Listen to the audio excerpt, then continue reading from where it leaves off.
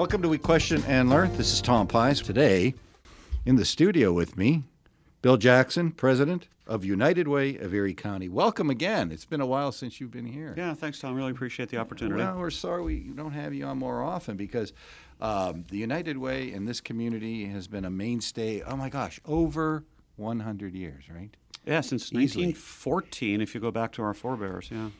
Back when we were founded in 1914, there were actually 11 social service agencies that came together to actually begin what eventually became United Way.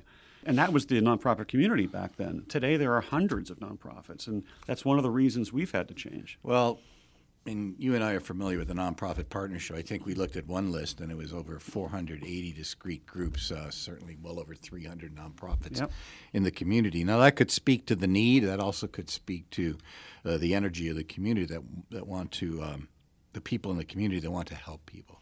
And this is what you do. And I think over this last 100 years, particularly in the last few years, you've actually had to rebrand yourself a bit. Look at the world today versus 1914. Oh, geez.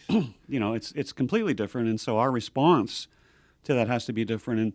And we like to think of it as kind of three phases. You mentioned the software nomenclature.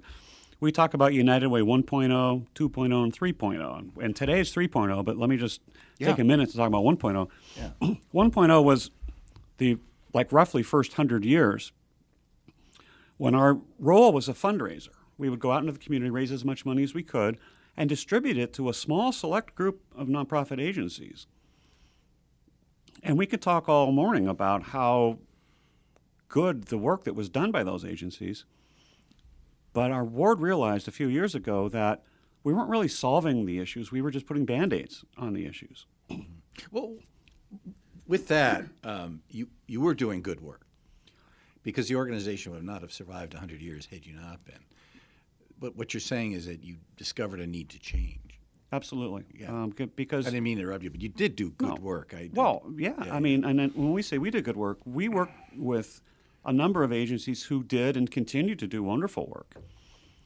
The problem was that we realized it was something that we came to learn is called isolated impact. And what isolated impact means is we're helping 20 kids over here, 50 families over here, 72 adults over here, but we're not really getting to the root issues. And so United Way 2.0, which was just a few years ago, was, okay, we need to focus on the issue.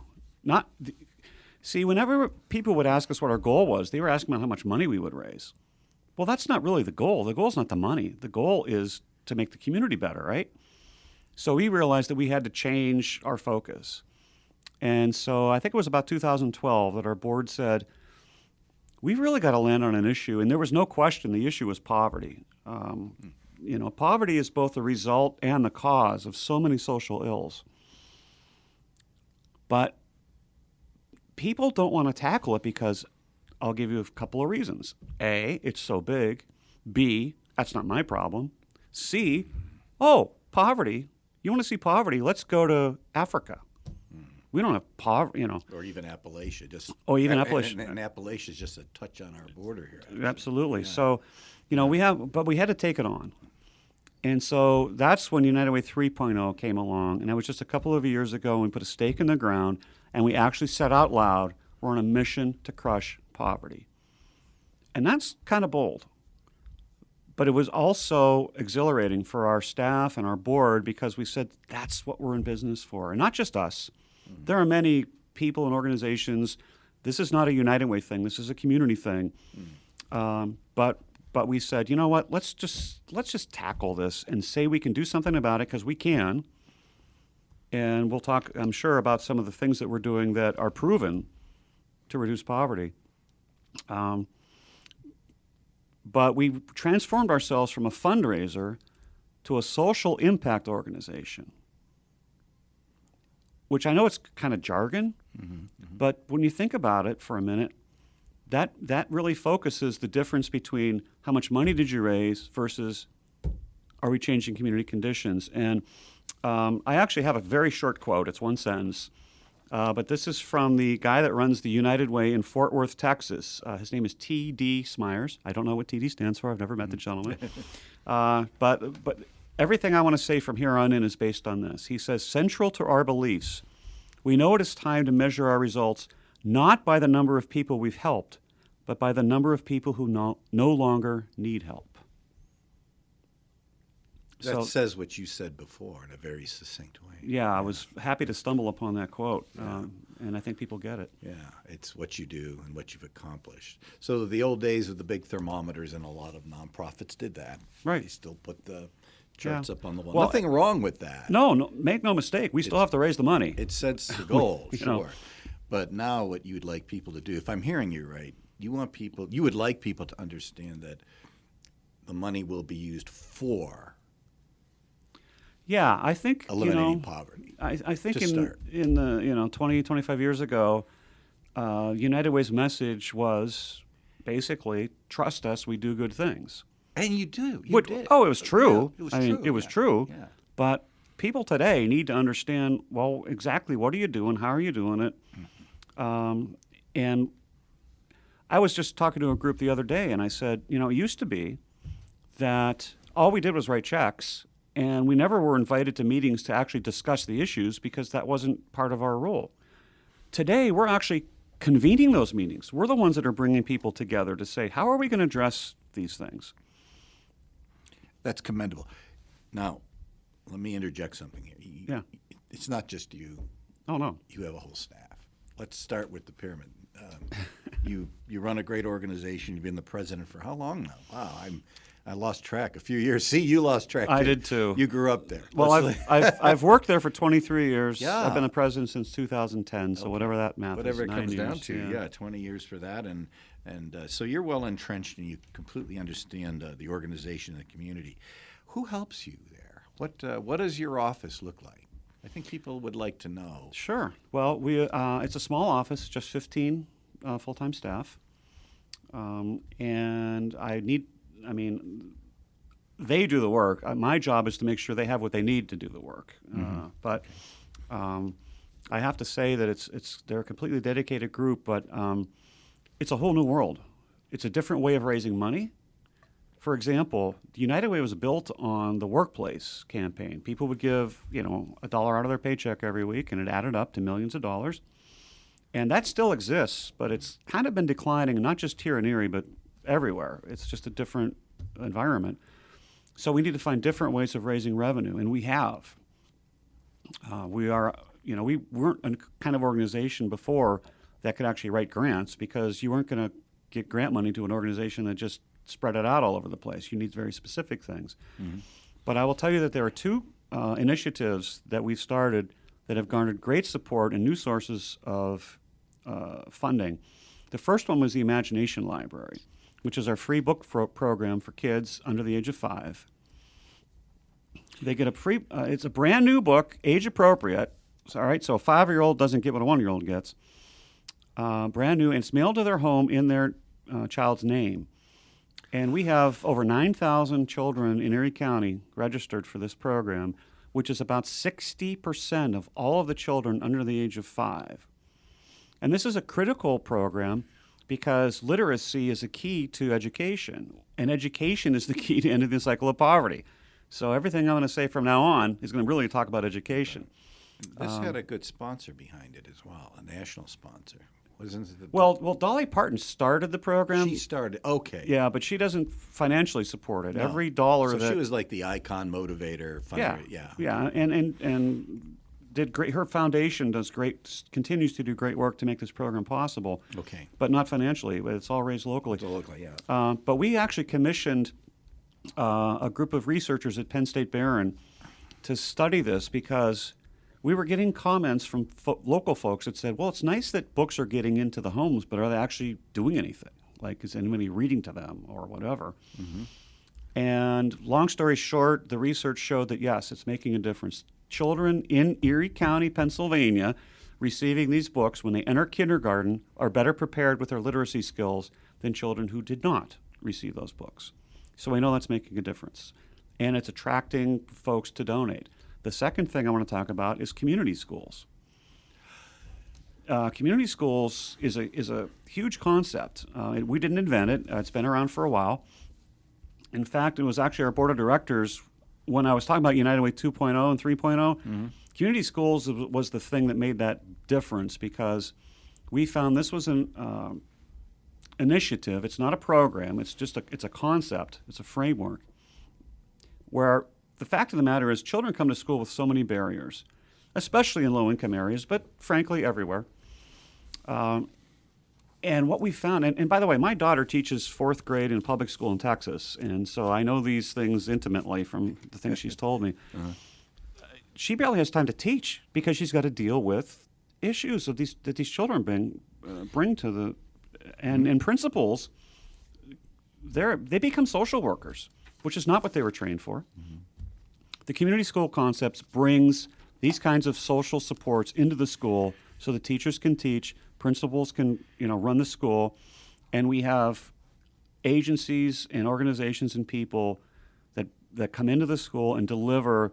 You have kids coming to school with issues of trauma, hunger, health issues, etc. I mean, we've actually literally brought dentists into schools, in the school building, and these aren't just exams. They actually do restorative care, just as an example.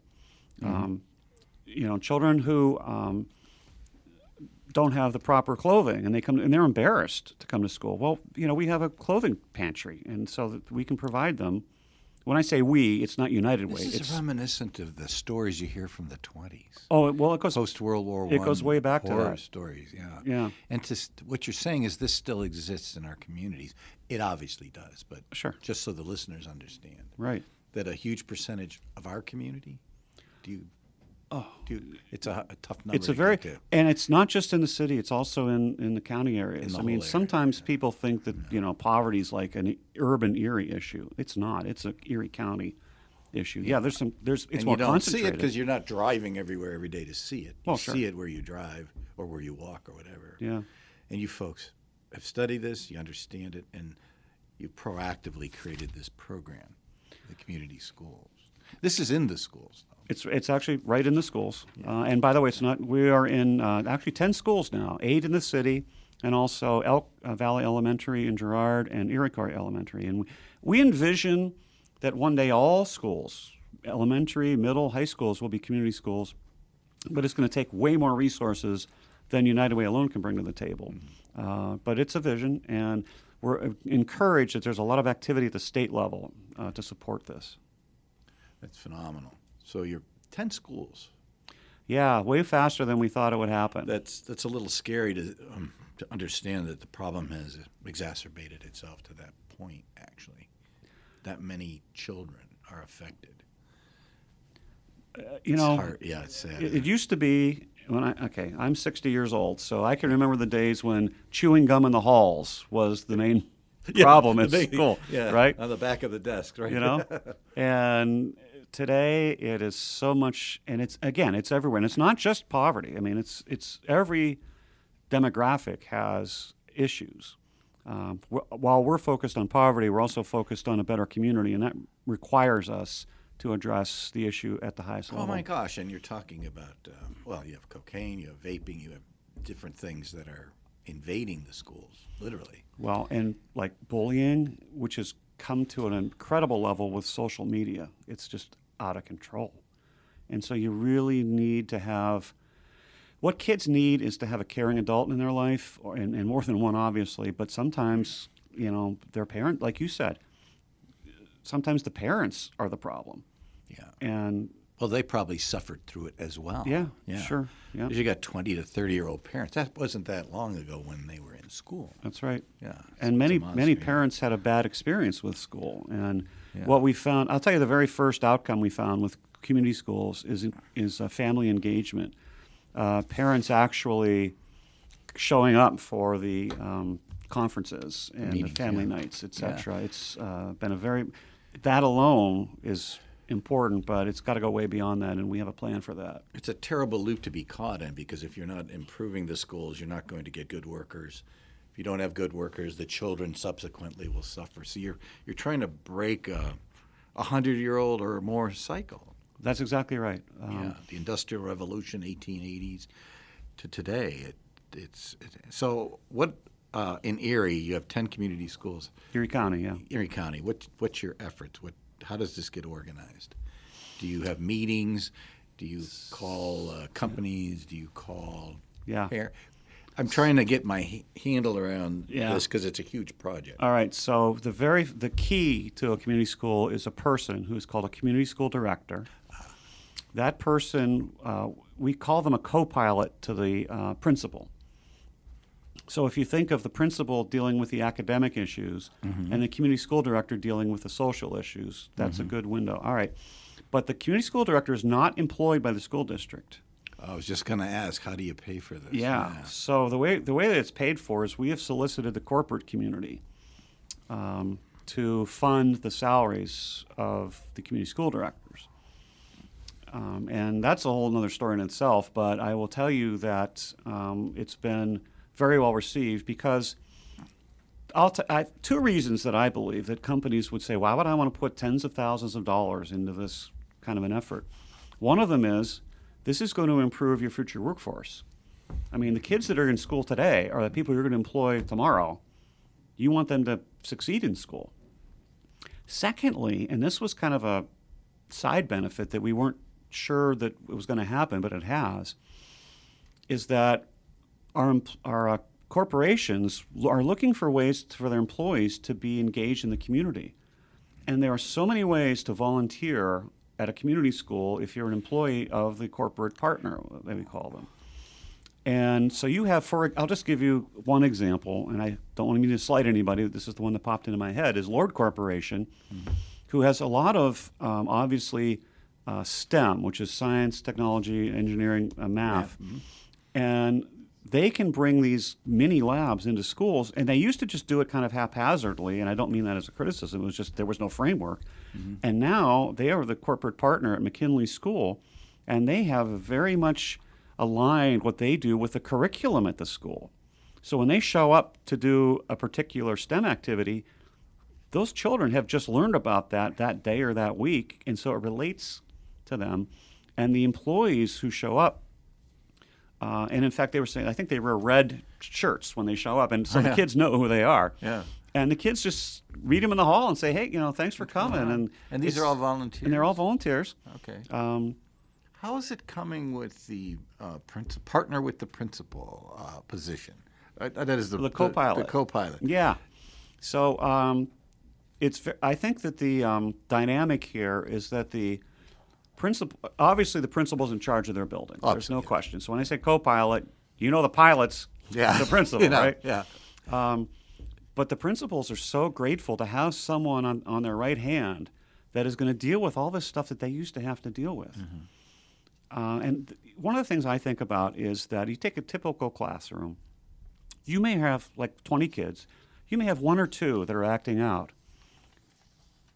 But they can disrupt the entire class. It disrupts the learning of the entire class. So it isn't just those two children that have problems. Now everybody has a challenge. But if you have somebody that you can turn that issue over to, and I say somebody, the community school director is not a counselor. They don't actually perform those services, but they bring in those services. So now we have counselors right in the schools, and we had them before, but it wasn't as organized as it is now, such that you can address the issues of the children that have their challenges while not disrupting the rest of the class. And so we aren't just helping 2 kids, we're helping 20 kids, and multiply that by all the kids in the school. I was just listening to an NPR podcast where they have, in the old days, the children would be literally pulled out of the classroom, left out of the school, sequestered home for 2 weeks. Right. And this program, similar to yours, said, no, we make them go home, calm down. We bring them in the next day, and this energy that you're talking about is put on this child. And subsequently, they have to come to school. Of course, now there's the resource to help them, which is what you're doing. You're providing the resource. No, that's exactly right. Yeah. And it's not just behavioral issues. There are so many barriers that children face. And sometimes we get asked, education, what's United Way got to do with education? Well, what we have to do with it is addressing these barriers that aren't academic barriers. Like I said, the ideas of proper clothing, etc. What better place to do it than in the schools? You don't have to build new buildings. You have some resources there. You probably have a lot of enthusiastic teachers who appreciate this. Without a doubt. We need to talk about. They probably love this, I'm guessing. Oh, without a doubt. And, what I need to tell you is because, okay, so are we getting results? We are, actually. And it's a little bit surprising because we're fairly early on. We're just 2+ years into this effort. And this is, we like to say it's a marathon, not a sprint, right? Mm-hmm. But we have some schools in our community where 85% of the children in 3rd grade are not reading at grade level. And that's important because up until the end of 3rd grade, children are being taught how to read. After that, it's expected that they know how to read and comprehend. Well, if you have 85% of your children not at that level, that's where the disparity comes in. Those are the kids most likely to end up dropping out, et cetera. Mm-hmm. And if they can't read, certainly math is the next step. That becomes a horrid experience. It all depends on the ability to read. Yeah. So, all right, so that's the problem, right? Mm-hmm. So are we going to fix this overnight? No. Mm-hmm. It's going to take years. We're not going to go from 85% to 15 to 10 to 0 tomorrow. Yeah. But there's something that the state's starting to measure, and what they're measuring is growth, meaning improvement. All right, we're at this point today, 85%, and we're still not where we need to be, but are we getting better faster? And what we found is that in most of our community schools, the children are gaining ground faster than the state average, faster than the state expectation, and the principals in those schools attribute this to the community schools model, which to us is like gold. Mm-hmm. So, yeah, you're not going to get there overnight, but are you getting better faster? And the answer is yes.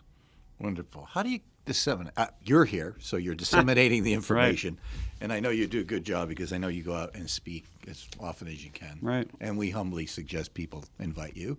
If you're concerned about your kids, it'd be good to hear. This seems to be taking up a good portion of your time and to good effort and to good energy. But what about your other programs? How are things going there? Oh, very well. We're focused on 2 things, student success and family stability. And the reason why family stability is because if a child doesn't have a stable family, they're not going to be able to succeed in school no matter how good the school is. So one thing I really want to talk about is 211, which is a phone number. It's like 911, except it's for social services, right? So if your house is on fire, you call 911. Mm-hmm. But if you get an eviction notice or your utility is about to be shut off or your child's being bullied or you have an aging parent and you have no idea who to call, just pick up the phone and call 211. And you'll be talking to an experienced, we call them navigators, but it's a person on the other end who has a database at their fingertips of all of the social services available in Erie County, and frankly, it's statewide. So if you have a parent in Harrisburg and you want to know what to call 211, and they can help you with someone in Harrisburg. Do folks have to fund this? Oh, sure, yeah. You're working. Oh, this isn't just you're participating. Oh, no. No, this is $1, day one. Yeah, this is big. But here's the thing. We are so rich in these services in our community, but people don't know where to go. They're making 6 and 7 phone calls, being shuttled back and forth. Just call 211. Now, there's no guarantee that you're going to find help because there's no guarantee there is someone who can do that or that they have the resources, but at least you'll know the right answer, and you can go from there. Back when we had the snowstorm, snow apocalypse, and a group of volunteers came together, and they were going to shovel out seniors and folks with disabilities, Team Rubicon. But how would people get connected? And the word got out, and we connected them with 211. So we had, I forget how many thousand phone calls that came through 211 that hooked people up with that resource. So it made it easy. Where does this facility exist? So Sorry, I don't know. No, well, the call center is actually in Venango County because it's part of a 13-county effort. We just pay for Erie County's portion, so I just want to make that clear. But the persons in Venango County, frankly, they could be located on the moon because they have a database. It's digital. It's digital. Yeah.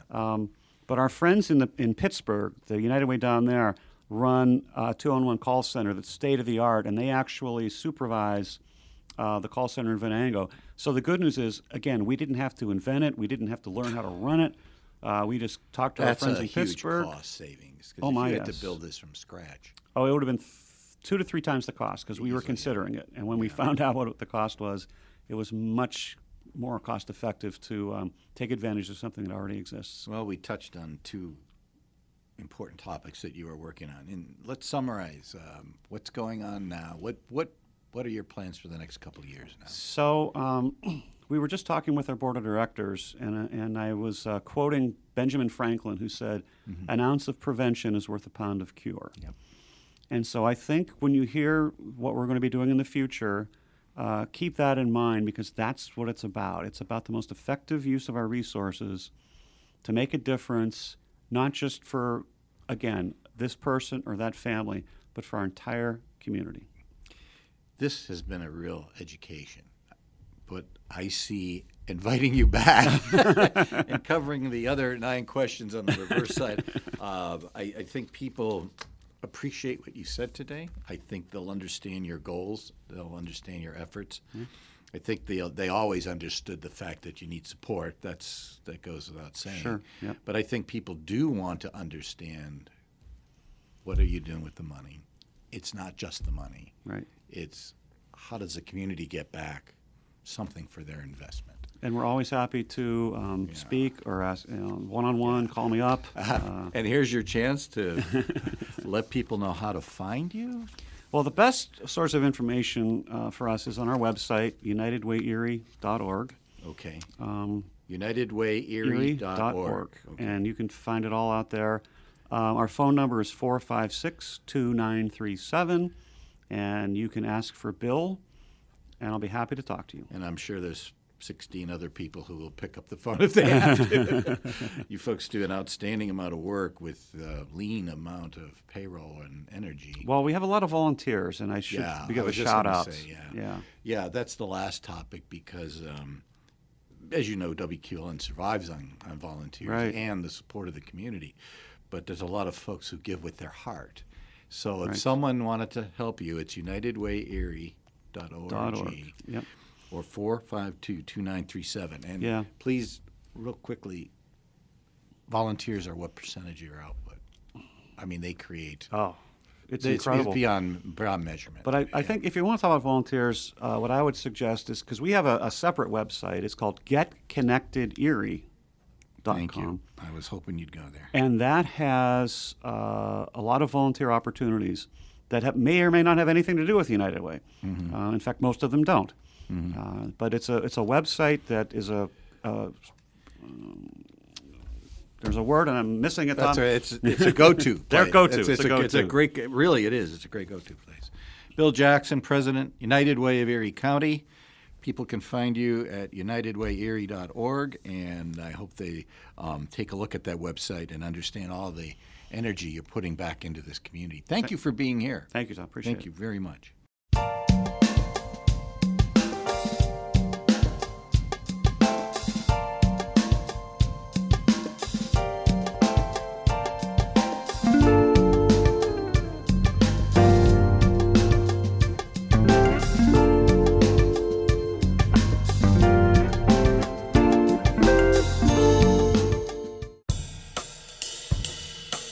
I'm Michelle Martin. These days it seems like just about everybody is choosing sides and doubling down on talking points. Here at NPR, we try to cut through the noise with meaningful and respectful discussions with people from all perspectives, backgrounds, and walks of life.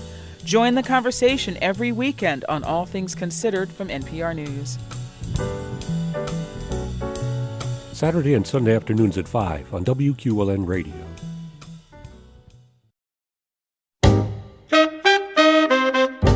Hi, this is Jeff Hanley, host of Jazz Happening Now. Each week we listen to some of the latest jazz recordings, and I think you'll be thrilled by what today's jazz musicians are doing and saying. The recording industry has changed, but the music is as alive and as vibrant as ever. The future of jazz is happening right now, if you just listen. And please do. Sunday night at 6 on WQLN Radio.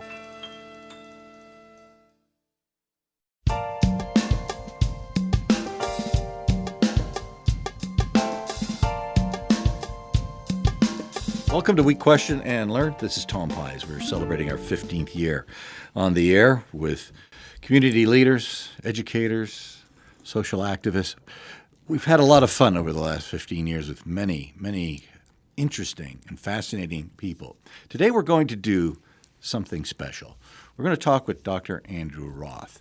And right now, he's the scholar in residence of the Jefferson Educational Society.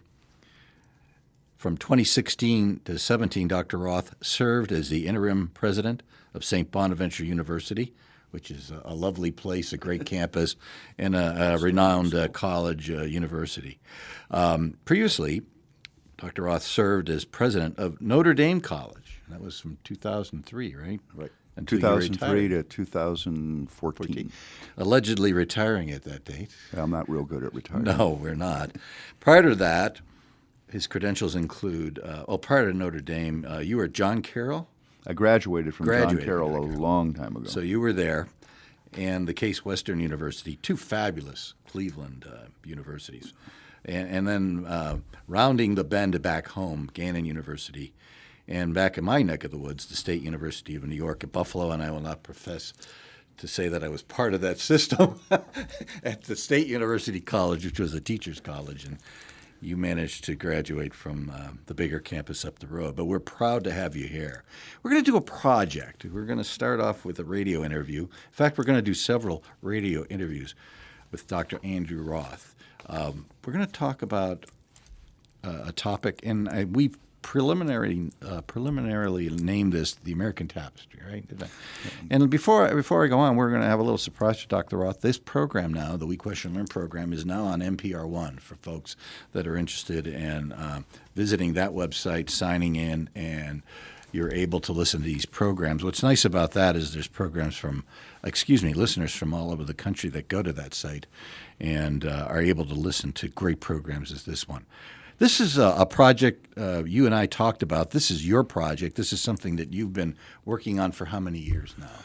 Oh, I think probably from its genesis, if you will, to use a fancy word. Yeah. Probably as long ago as 4 years ago, the late summer of 2016, during the presidential election of 2016. My colleague at St. Bonaventure, who at some point in time is going to participate in this project with the two of us, Phil Payne in the history department at St. Bonaventure. Phil is quite an accomplished historian. He's written several books, Crash and Dead Last, which is his study of the end of the Harding administration and how the town of Marion, Ohio, adapted to that. In any event, Phil and I in 2016, in that rather tumultuous, although in hindsight doesn't seem to be as tumultuous as events have subsequently become. But during that political season, we began talking about how it seems like Americans have forgotten their story, or maybe what we're discovering is there never really was a consensus about what is the American story. And as you and I talked last spring, we began to realize now we got to time travel back to 2016. We began to realize that in a year or two, 2018, there was the 50th anniversary of what people are beginning to realize was an epochal year in American history, 1968. But the larger thing we started thinking about is, what is the American story? Is there an American story? Why should there be an American story? For example, I've given a number of talks on this. I think this is a reasonable statement. It probably would not occur to an Englishman to ask, what does it mean to be English? Or what is the English story? Yeah. But it may well, as we watch Brexit, occur to a Briton or a British person to ask him or herself, what does it mean to be British, particularly as the Scots contemplate leaving not the EU, leaving the British Union, the Union of Great Britain. A Welshman may now ask that question even after all these centuries, and certainly that question's arisen in Northern Ireland. So it's not an idle question, and it's perhaps not unique to the United States. But anyways, a kind of a long answer to your question is we got interested in it then, and I have subsequently been doing a great deal of research on this topic and doing presentations, and brings us to today. You were kind enough to share an outline, and as I look at this is going to be probably 40 or 50 episodes all told about I don't know what you about 40 or 50, but well, there's if you put chapter headings on it, there are a good number of important topics. You named it the American Tapestry, and you actually recently did a series, Heritage Lecture Series, I believe, at the Chautauqua Institution in July of this year, 2019. Yes, in July of 2019 at the Chautauqua Institution, as part of their Rhodes Scholars Program, and there's a pun for radio listeners not from the area. It's ROADS, Rhodes, and it's the Chautauqua Institution's, I guess, version of a kind of elder hostel or senior college, in which for a week to 10 days, a group of people are there. And I gave 4 talks on 1968 and 2 talks on the American Tapestry, the outcome of that. And I think, to give Chautauqua a wee bit of a mention, that next year in their Rhodes Scholars Program, I will be doing a week on this series you and I are now talking about called American Tapestry. And the title, and I gave a lecture, one of their heritage lectures. It was actually on Friday, July 5th, and there was thunderstorm and lightning, and the Hall of Philosophy is an open-air amphitheater.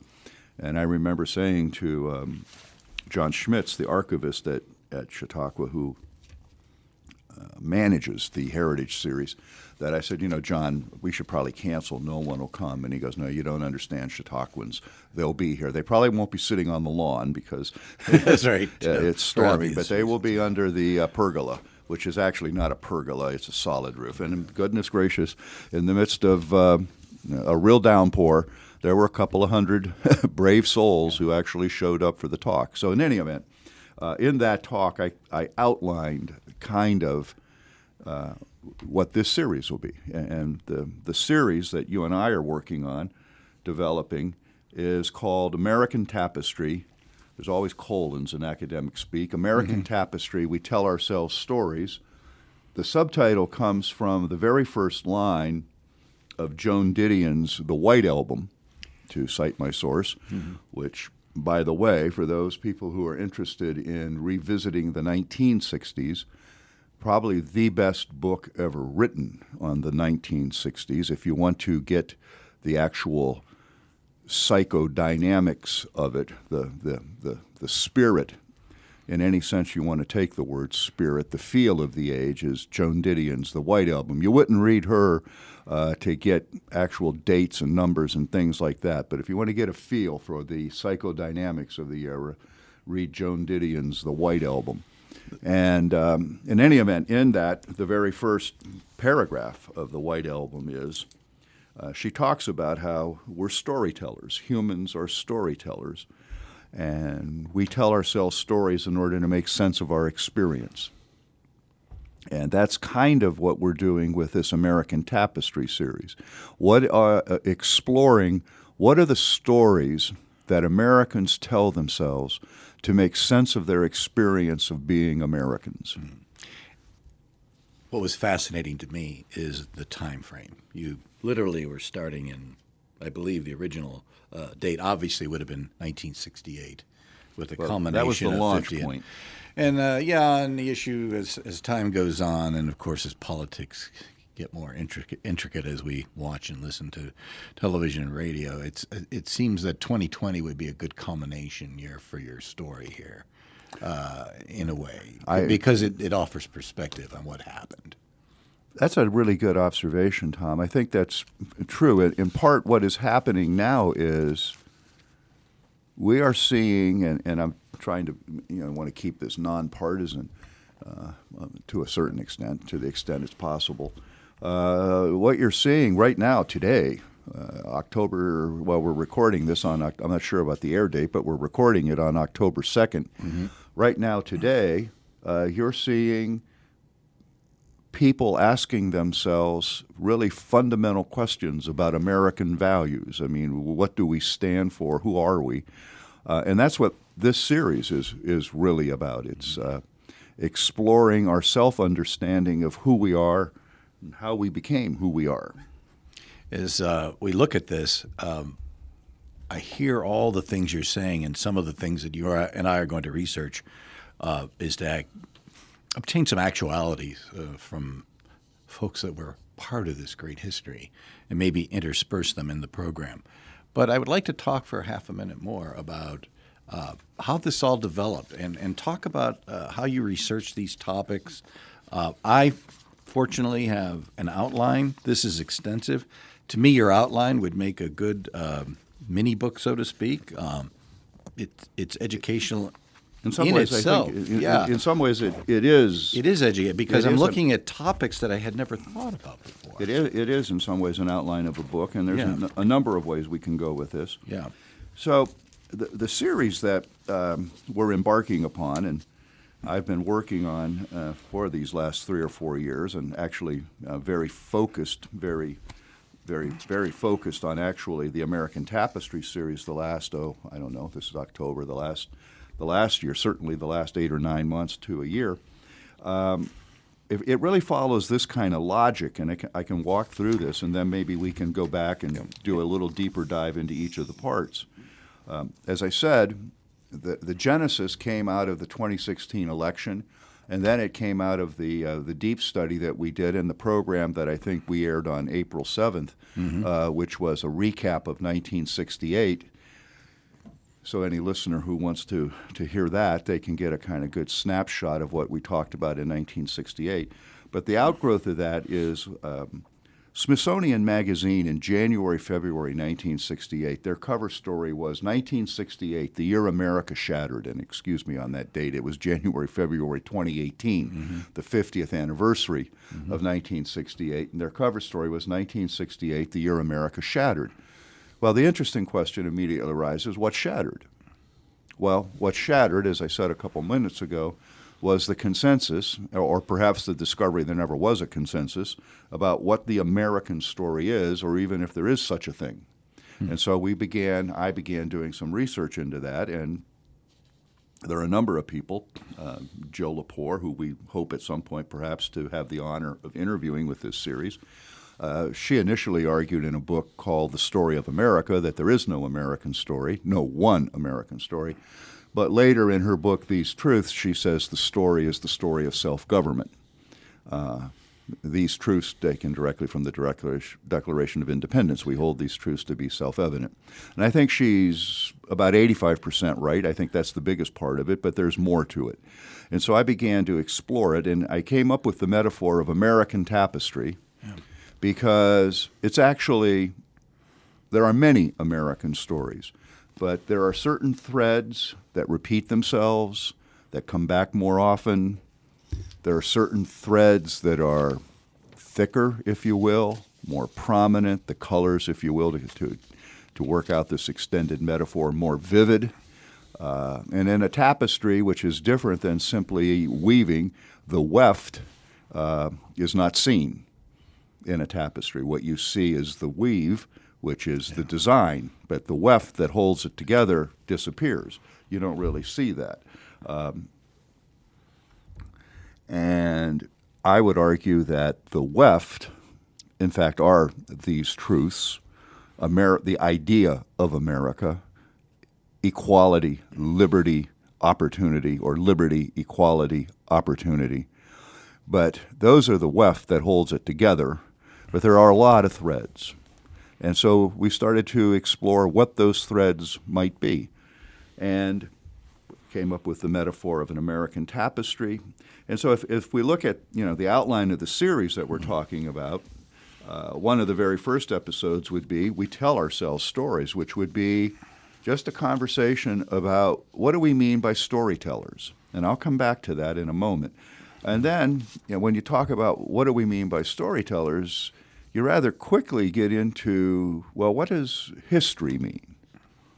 And history is, not to turn this into a highly technical discussion of historiography, But history is important. History is extremely important.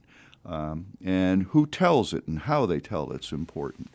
And those two go together. Episode, whatever one it turns out to be, episode 1 or 2, we tell ourselves stories, the fact that humans are storytellers.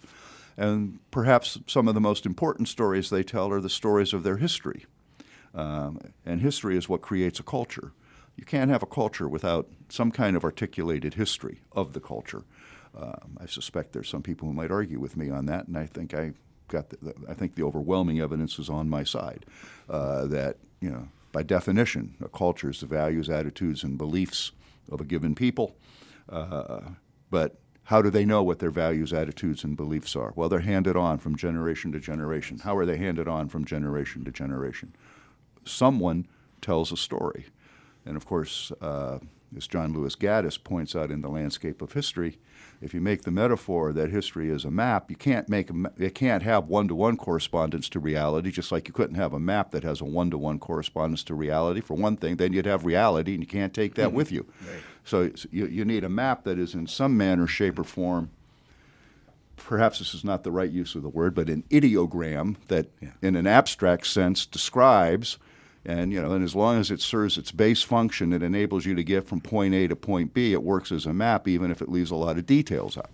So anyways, we'll talk about that in episode 3. So, episode 1 is storytellers. Episode 2, what is history? The word history comes from the Greek and it means inquiry, but it's intriguing that in English the word story is embedded in it. We're not going to get into the etymology of the word, or at least maybe not today. Maybe we will eventually. And that leads then to the culture wars, which erupted in 1968. This is the fascinating. And which Pat Buchanan famously declared that there is a religious war in America, a culture war for the soul of America. Pat Buchanan didn't declare that in 1968. He declared that at the 1992 Republican National Convention. But Pat Buchanan does have a connection to 1968. He was one of Richard Nixon's speechwriters. And so the culture wars, in many ways, are most easily understood. If you need a frame, it's to simply ask you, the culture wars are really an argument about whose story? What story describes us? Whose story is the story of us? And that is, as we live every day, a contentious issue. It's not a settled issue in American history or American culture. It is a contentious issue. This might be as good a place as any to say, what is the American story, or what might it be? And there's some, is it the story of those ideals I alluded to earlier, the ideals embedded in our founding documents, liberty, equality, opportunity, freedom, as embedded in the U.S. Constitution, the Bill of Rights, the Declaration of Independence, Abraham Lincoln's Gettysburg Address, Franklin D. Roosevelt's Four Freedoms, those foundational documents. Is that our story?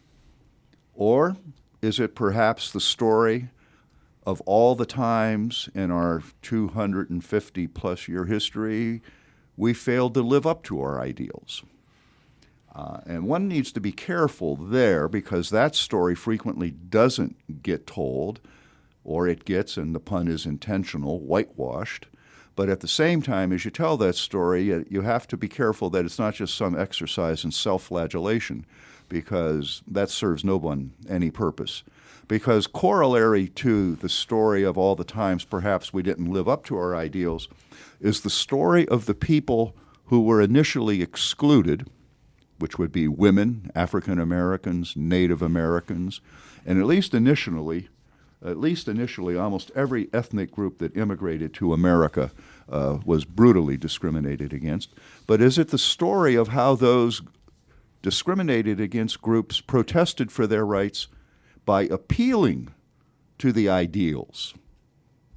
And in every instance they did. And as we'll see eventually, and we get to these episodes, the women's movement, to use the one that immediately comes to mind, the Declaration of Rights and Sentiments at the famous Women's Convention at Seneca Falls, New York in 1848. Mm-hmm. The Declaration of Rights and Sentiments precisely mimics or follows. Mimics is not the right word. It doesn't give it the doesn't give it the seriousness it deserves. That's not a good choice of a word on my part. It directly patterns itself after the Declaration of Independence by saying we hold these truths to be self-evident, that all men and women are created equal. And then just as the Declaration of Independence had a list of the abuses of King George III, the sentiments are a list of the abuses that men have allegedly rained down upon women and that they intend to redress. Or in African Americans, Martin Luther King's last speech, when he famously said in the last speech, just live up to what you said on paper. Just live up to what you said on paper is all we're asking. That the greatness of America is the right to protest for rights. And perhaps when we get to that episode, we'll play that clip of that actual speech. And to this day, Native Americans go back to the treaties that they signed.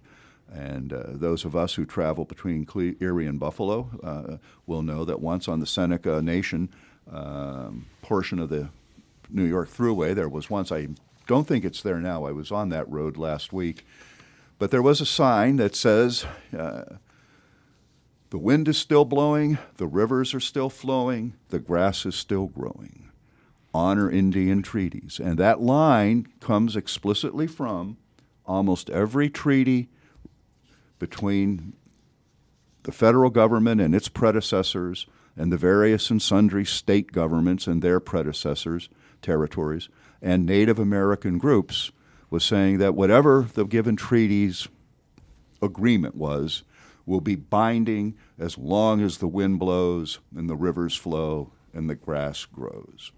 And so is the story not just all the times we've failed to live up to our ideals, but is it maybe more positively and constructively and admirably and heroically that those people who had been excluded, as they made their arguments for inclusion, appealed to American ideals? Or is it the story of American business and the ancient split between Hamiltonian economics and Jeffersonian agrarianism? And those are two elaborate phrases that I suspect, given the audience for public radio, most people would have some idea of what those two mean. But to be less pedantic for a moment, maybe I'll just explain that. You know, Thomas Jefferson envisioned a country of small yeoman farmers and small shopkeepers living in small villages. Alexander Hamilton, in his report on manufacturers and his report on banking, envisioned, I mean, it truly was visionary because none of this existed in 1790 when Hamilton wrote these studies. He envisioned a world of manufacturing, large industrial complexes fueled by financial, well, I'm not going to say wizardry. He was accused of financial wizardry, but fueled by financial acumen and banks. And one of the conflicts in American culture is we like to tell ourselves, even if we don't know the history and would have no idea what the phrase Jeffersonian agrarianism means, Jeffersonian agrarianism means, we like to think of ourselves in some ways as Jeffersonians. You know, we're small town folks. Yes. But the facts of the matter are we live in Alexander Hamilton's world. And there's a tension there, and that gets at the tension.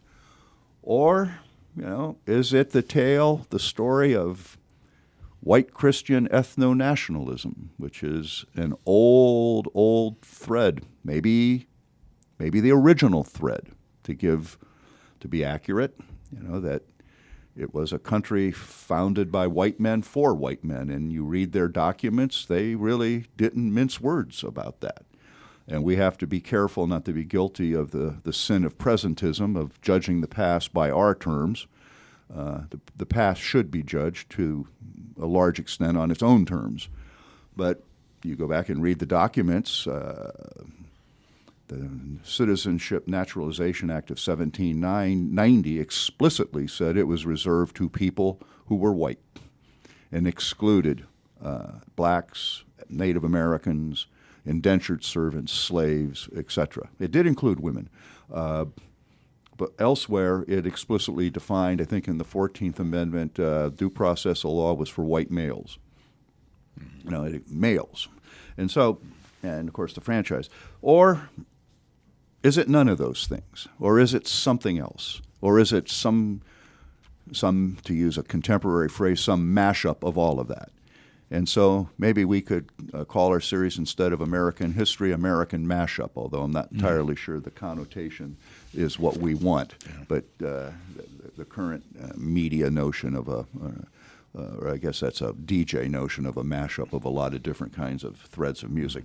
But anyways, American Tapestry is all those things. And so the first couple of episodes will go through, what do we mean when we say we're storytellers? What is history? That's a big topic, to try to deal with in 40 minutes, and we'll be talking with some historians about that. And then the culture wars are, from that menu that I just outlined, plus any additions that other people can suggest, whose story?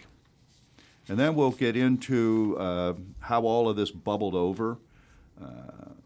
One of the episodes will take a look at a very interesting question that was asked to me by someone when I was doing interviews researching for this. Why did the 60s happen?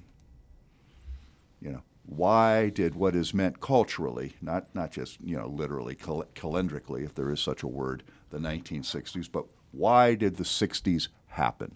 Why did the cultural phenomenon known as the 60s happen? Why did it happen when it happened? Why didn't it happen in the 50s, or why didn't it happen 20 or 30 years later? And that's actually a fascinating question. It's a very interesting question, and we'll be exploring that with a number of folks. And that, of course, takes us to the hinge year of 1968, the presidential election of 1968, the age of protest, the counterculture, music, the culture wars, and the redux. And then we get into the major threads of the American story. Freedom's story at home, freedom's fault lines, we just touched on that, Hamiltonian economics. And most importantly, I think maybe the most important thread, or one of the two most important threads in the American tapestry, is the immigrant's tale. Whenever I give this talk publicly, I always point out to the audience, unless you happen to be descended from a Native American, an indigenous person, everyone in the audience is descended from an immigrant. Some sooner, some later, some willing, some unwilling. But everybody is descended from someone who came from somewhere else. And maybe a big part of the American story is we think we're an old culture at 250 years, but 250 years in the grand sweep of history is nothing. We're still perhaps sorting out what all of that means and who and what happens. So that's, I guess I went on longer than one, but that's what we're going to be looking at. In American Tapestry, we tell ourselves stories. There's many more chapters, and we'll have to stop now in this program. Dr. Roth, Andrew Roth, thank you so much for your visit today to WQLN. Thank you, Tom. Thank you.